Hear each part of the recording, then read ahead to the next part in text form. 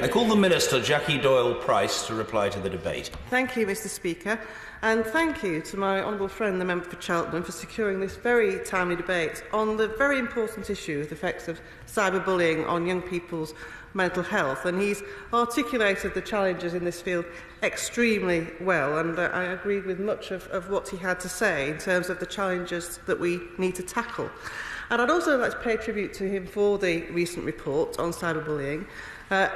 As he said, 1,000 young people have participated in that inquiry. That's a useful body of evidence from which to draw conclusions. And I'd also like to give my thanks as well to the Children's Society and Young Minds for their role in this inquiry. I met Young Minds just today, and I'm in regular dialogue with them on the broader issues surrounding children and young people's mental health, and they're a very important partner for us in this context. As he's recognised, this is a field where a number of government departments have an interest. I've often said that silo culture is the enemy of good policy making, and I'm pleased to say that both the Departments of Health, the Department for Education and the Department of Digital, Culture, Media and Sport are all approaching this issue from their own unique perspectives and, obviously attacking this from different angles, because we are all committed to tackling the scourge of cyberbullying. And although, as members rightly pointed out, this is an emerging issue which requires careful consideration of the evidence and joint working to enable us to start stemming the flow, he's absolutely right to say that we need to draw conclusions in a timely way in order to make sure that we have the right tactics for prevention, which are actually so important. I think it's important to recognise that the term cyberbullying is often a misleading one, because we're actually looking at two different things here. Bullying is the behaviour, and bullying can take place in many forms. Using social media or other cyber tools are tools for that bullying. And I think where this becomes a particularly acute problem to tackle is, as he has said quite often, and my honourable friend, the member for New Forest, has said, that this is actually a tool which can be very anonymous. It dehumanises both the bully and the victim, and in that sense, if we don't get this under control more effectively, it will become the epidemic that my honourable friend has warned of. So in terms of what the government's doing, the role of the Department of Health and Social Care is focusing on improving services for children and young people's mental health. We know that children and young people's mental health services do need to improve, and we do have a programme of work underway supported by £1.4 billion of funding to achieve just this. And he will know that the Departments for Health, Social Care and Education recently published a joint green paper on children and young people's mental health, which was supported by a further £300 million. Now, through that green paper, we did acknowledge the potential impact that social media and the internet can have on children and young people's mental health, but most significantly, it identified that effective mental health care for young people does not have to take place in a clinical setting, and I think that really reinforces the importance of getting the right support in schools, which again will underline his priority for preventative measures. So that's why we are placing much more support in and around schools where young people spend so much of their time. We're also taking action to use the digital world to our advantage, using positive digital interventions for mental health. For example, NHS Digital is producing an apps library which brings together a number of digital tools to help improve health, including mental health and well-being for all ages. And over time, many more tools will be added to that library to support more health needs and drive up quality. Turning now to the online world, where I think my honourable friend is perhaps more interested in holding other agencies to account. The Department for Digital, Culture, Media and Sport last year published our Internet Safety Strategy Green Paper. A response to that consultation process will be published imminently, and I'm sure my honourable friend will be first in the queue to read its conclusions. But that will include a number of preventative measures to tackle cyberbullying, so that all users of all ages will feel confident being online. For example, during the consultation, we proposed a voluntary social media code of practice. Now, the intention of that code is to provide guidance to platforms about how they should tackle abusive behaviour and content and support all users, because actually, adults can be bullied just as much as children can on social media platforms. And I think that the providers can do a great deal more. My honourable friend refers specifically to Facebook. Well, whilst Mark Zuckerberg's comments that he referred to are welcome, I still think that there is a lot more that can be done. And given that reporting to social media is low amongst those who recognise they've been cyberbullied, and that children have little confidence in social media companies to resolve cyberbullying, the Internet Safety Strategy Green Paper also consulted on annual online safety transparency reporting by companies. That reporting is intended to both develop better understanding of the extent of bullying behaviours, but also to encourage those who are being bullied to make referrals to those companies. And we expect that social media companies must do more to raise awareness and improve the clarity of their reporting mechanisms in relation to cyberbullying. So we hope that by improving transparency reporting, we will help improve the likelihood of young people reporting these issues in future. But as I mentioned earlier, this is not an online-only issue, and the Department of Education is taking action to prevent bullying generally, as well as cyberbullying. So all schools are legally required to have a behaviour policy with measures to prevent all forms of bullying. The government has already put in place a number of powers and a range of support to enable schools to prevent and tackle cyberbullying. For example, head teachers have the power to regulate pupils' conduct when they are not at school premises.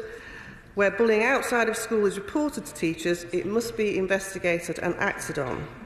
We've also ensured that schools have the power to ban, limit the use of, or search mobile phones in school. And the Government Equalities Office funded the Safety Internet Centre to develop cyberbullying guidance for schools and an online safety toolkit to help schools deliver sessions about cyberbullying, peer pressure and sexting. And I can advise the House that the Department for Education is also providing £1.75 million of funding over 2 years to support schools in tackling bullying, with cyberbullying being an integral element of that.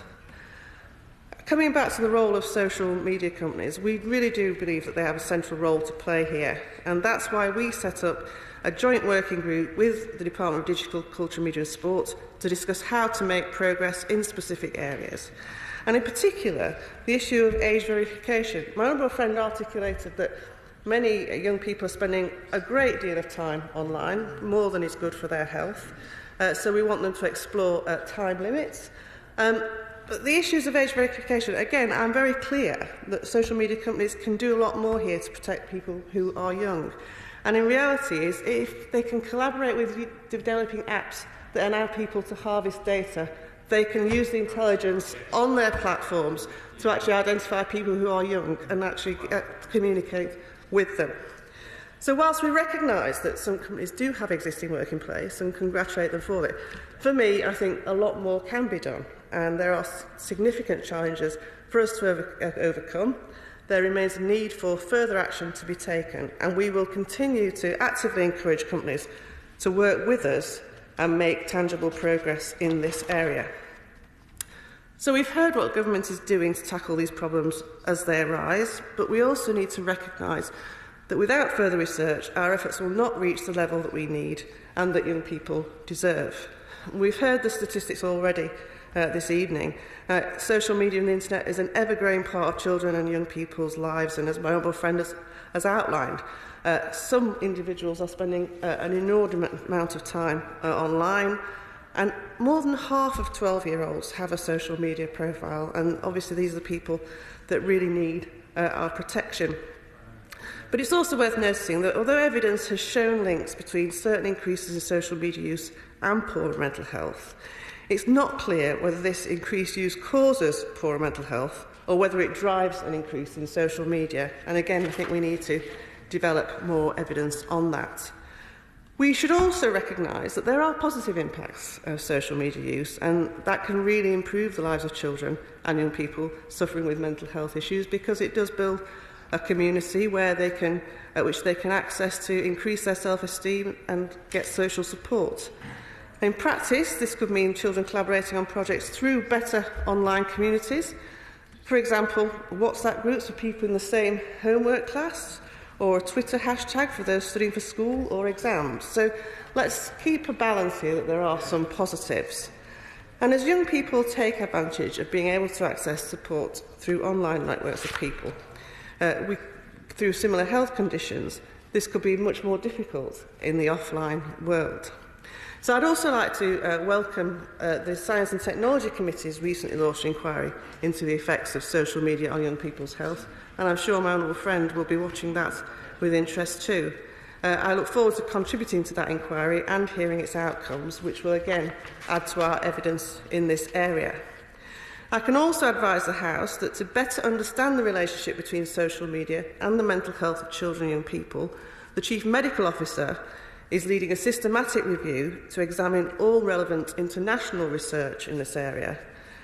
For that review, existing literature will be searched extensively, which will enable Professor Davies to build a map of research activity and identify the areas for an in-depth review, which will subsequently allow her to examine the areas in detail.